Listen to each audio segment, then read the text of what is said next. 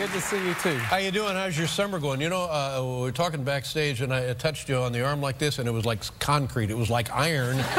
And I said, "Oh my God, what have you been doing?" And you said, surfing. Surfing. Yeah. Good for you. And are you an accomplished surfer? I'm terrible. Really? Yeah, I'm really bad. But that actually, I think, gets you in better shape because you have to paddle a lot. You're always in the wrong place. Well, people, It's true.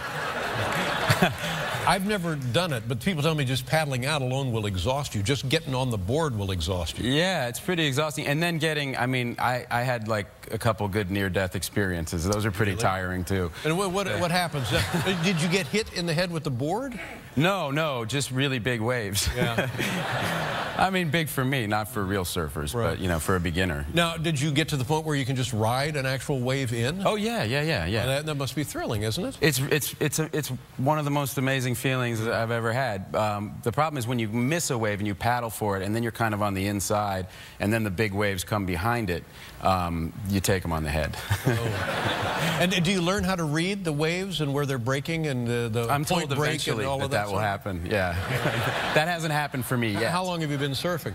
Well, I started it like 6 years ago, like just on a summer kind of vacation, and then I kind of do it here and there. So probably all told, like maybe like 6 weeks. Well, good for you. I mean, why not, for heaven's sakes? Now, I'm disturbed to hear about this, that you have been living in New York City a long time, and now you've decided you're moving to Los Angeles. Nothing wrong with Los Angeles in that area. Orange County. Have you ever been to Orange County? Nice. Very nice down there in Orange County, where the NSA is headquarters. But that guy...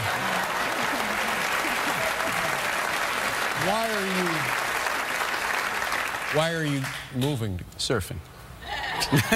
No, boy, that would be so cool. If that was it, how cool would that be? It would be cool, but it's not why I'm moving, really. No, I'm just, we're gonna give it a shot for a few years while the kids are young and you know, have a yard and you know, be right down the street from my buddy Ben and you know, we've got a company together and we actually rented offices. Wow. Now that he won the Oscar for Best Picture. How about that guy, huh? Yeah, I know. Tell me about your family again. Run a minute. You got 5 children, am I right about that? 4. Yeah, all right. Tell me the ages and the gender. 2, 4, 7, 15, all girls. Oh, my God. Yeah. Oh, my God. Yeah. Now, it's either crazy or great. It's probably a little of both, isn't it? Yeah, it's a little of both. It's really fun. I mean, it's really fun, but it is a little. It's a high estrogen environment. Yeah. And you're taking them to California so they'll be with more of their friends and stuff? Yeah, a lot of our friends with little kids are out there, and friends they've had, you know, and they've known and they see on and off. And you know what I've noticed here, and you've gone through the same thing, is the play dates. Of course, now when I was a kid, there was nothing like a play date. But here, you'll have a play date in an elevator. I mean, it's not right. It's not the way kids are supposed to be. No, it's true, and yeah, that's one of the challenging things about the city. I mean, look, I'm not leaving New York. I love New York. This is still my favorite place in the world, and I love living here, and I'll live here again. But yeah, you do find yourself having play dates in incredibly small places, and it doesn't like. You know, when we were kids, it was like, just don't come home until it's dark. That's right. We weren't actually allowed to come inside. You're exactly right. It was your internal clock would tell you when dinner was set on the table. And, then you'd go home, and that was it. It was nothing happened there, really. It was all good. Yeah, no, so there are pros and cons to each city. Are the girls excited about moving? They're really excited about going. You know, they have their friends out there. Yeah, and you got them in schools and stuff now? We did. It took a long time and a lot of research. Ugly process, isn't it, to get into schools? Yeah. Did you ever think about homeschooling? I know a lot of the top stars. I know a lot of the top stars homeschool. But you didn't think about that, did you? No. Well, that's just as well. No, we don't do that. No, you don't do that. This Elysium, boy, this is almost the way the world is now. It's people who are just eating dirt, and then people who are wealthy living in this outer space deal. It's just kind of the way things are now. Yeah, no. Well, I mean, other than the outer space part of it. Yeah, and then there was an article today in the New York Times that said apparently all the pressure for, because for Sony Pictures, all the pressure is on Elysium. No, for their really? whole summer. Yeah. So why? You don't need that. Thanks, New York Times. Yeah. Well, I don't understand. Explain that to me from a business standpoint. What are we talking about? Well, they've had some hits and they've had some misses, and so it's all going to ride on Elysium, according to the New York Times. Yeah. So now, how does that filter down to you? Do you feel the pressure? Yeah, no, what happens for me is I just feel pressure to try to make good movies, but no, for me, a weird thing happens where I get this kind of weird, almost Tourette's thing where I just immediately think of the exact wrong thing to say to try to get people to come see the movie. Like ask me what Elysium's about. Well, tell us a little bit about the film Elysium. Well, how much do you know about fracking? Well, I know. What? Literally, the head of Sony, Amy Pascal's head just exploded in L.A. Now, you're talking about the fracking movie that you made before. Now, I enjoyed the fracking movie. Thank you, and so did I, but we were the only two people who saw it. No, that can't be so. And the other guy, your other buddy, was in the movie. Yeah, John Krasinski. Yes, yeah, it was, and I thought it was informational. And this fracking, I'm telling you, you get yourself on the wrong end of the fracking, it's bad business. It is bad business. That's why we made Elysium. That's right. It is a science fiction fracking movie. No, we're selling tickets now, but it's like hotcakes. No, fracking. Here's the problem. Elysium. Here's the solution. Yes, exactly. See, exactly. This man knows what he's doing.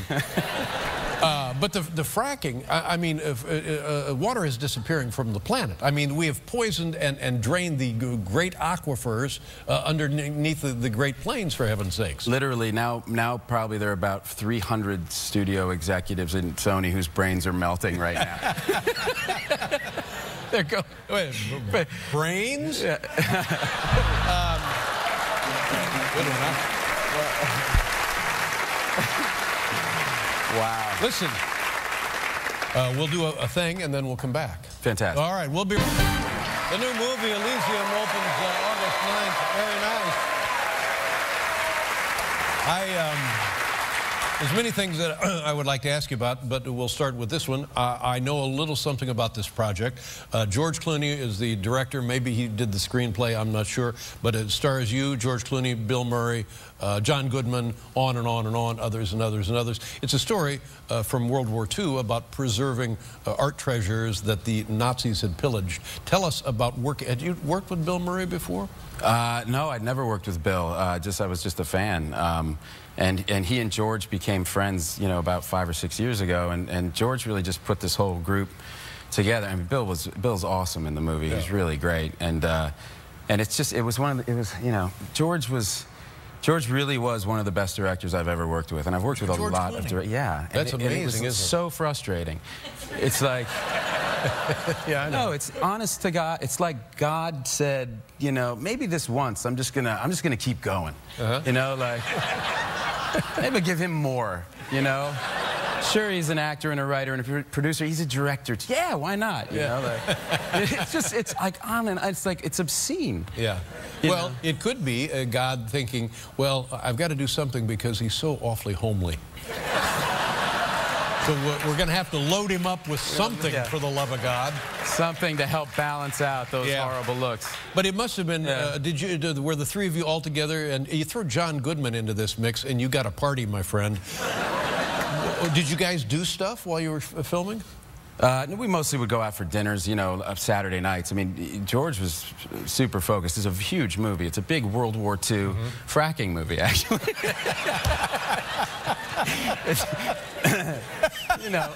Wow. The fracking things are just it's all anybody's talking about, really. Yeah, it's for the same studio, so they're going to be thrilled. Wow, I've got a summer and a Christmas movie with them, and they're both about fracking. It's a fracking Christmas with Matt Damon. Hey, I got your fracking Christmas. Let's talk about Speaking of water, I admire this, what you've done with getting water, potable water, to people, and we're running out of it, getting it to children and people who don't have safe water to drink. How is that going? Who is involved in this, and how do they get water if they don't have it? Well, it's water.org is the foundation. And is that what this picture is with your head in the toilet? Oh, no, oh, yeah. No, earlier this year, I went on a toilet strike. I stopped going to the bathroom. And I did that for about 6 months to draw attention to the fact that 2.5 billion people lack access to adequate sanitation. You know, actually more people have a cell phone than have access to a toilet. Well, if you want staggering statistics, the #1 killer of young people in Africa, do you know what it is? The #1 killer. #1 killer. Clean water. It's related. What is it? Diarrhea. Well, yeah, that's no. It's not funny. Not funny at all. No, there's nothing funny we talk about that, like because that is actually one of the ways. Because you try to get people to relate to it. It's very hard for people to relate to it here because we just go to the sink to get clean water. But when you say that, parents they can connect that because all of our kids have dealt with that, and it's not a big deal. I mean, a lot of times you don't even keep them home from school. Right. It should not be a big deal because the cure is clean water. But if you can't get access to clean water, it can kill people. It's actually every 21 seconds.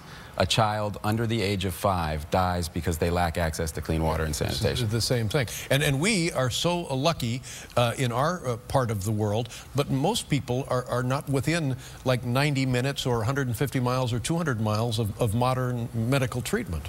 Yeah, or I mean, oftentimes the cure is just clean water. Right. You know, you don't even have to go to a hospital. You just need some clean water, and you know. It's a giant puzzle, and we've scrambled the pieces. Yeah, but look, I'm a perennial optimist. I mean, we reached 1 million people last October. We hit our first 1 million people reached, and thanks. And we're going like we're going. And a lot of people are you know, and I meet the new generation, like the kids coming out of college now, are just so much cooler than my generation, and so much more selfless. And you know, I really think they're gonna do a lot. That's great to hear, because I've given up, and I've worried. I've worried about and you have 4 girls to worry about. I have 1 son to worry about. Anybody with kids should be looking ahead and worrying about situations like this. And while now they may seem removed and distant and just a problem for others, but in the future they're going to be right at our front door. That's right. Yeah. That's right. And also I have my daughters to worry about, but now I also worry about your son, because I have 4 daughters. Right. You know, I mean. So imagine how much pressure that puts on me, and on top of that, you're a man with a lot of pressure. A lot of pressure. A lot of pressure. Starting a foundation to raise money to keep my son away from his family. Well, okay, enough of this. Let's look at Elysium. This is where the wealthy people live when the rest of us are crawling around eating dirt. What are we going to see? It's a clip here. This is not the fracking part of the movie. This is a different part. But it's I have to get to Elysium. I have 5 days, or I'm going to die. I have to get to Elysium where I can be healed of all my ailments. And I am now hijacking an Elysian citizen. It's a big action movie. You know who's in the movie is Jodie Foster. Jodie Foster. I like Jodie Foster. I love Jodie Foster. She's tremendous. I wish, I kind of wish she was here now. Well, I mean, I didn't think. But you know what I mean. I thought the interview was going okay. No, everything's. I misspoke. I'm so sorry.